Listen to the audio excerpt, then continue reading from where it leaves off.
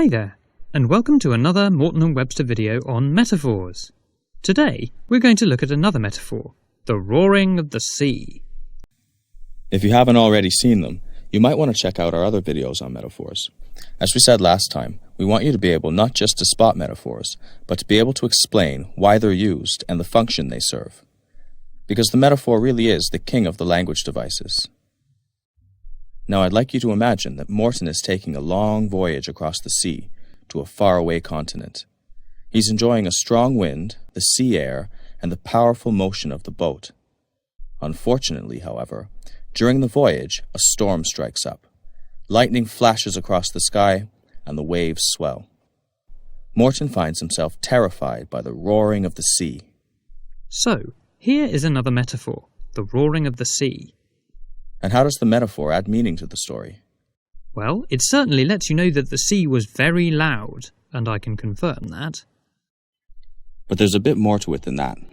Perhaps you could pause the video for a moment and jot down a list. How many different things does the word roaring remind you of? Here are some of the things you may have thought of. These are all ideas that the word roaring may remind us of. Now let's reintroduce these ideas to the story of the boat.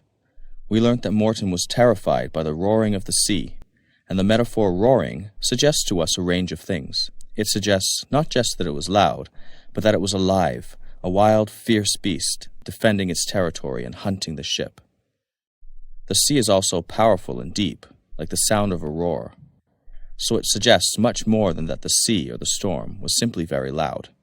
After all, lots of things can be loud, but that doesn't necessarily make them scary.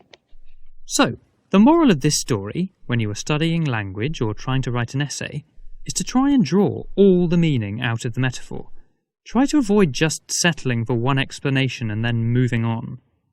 We hope you found this video useful, and remember, there are plenty more Morton and Webster videos on reading skills. Subscribe to the Morton and Webster channels for regular English tips and advice.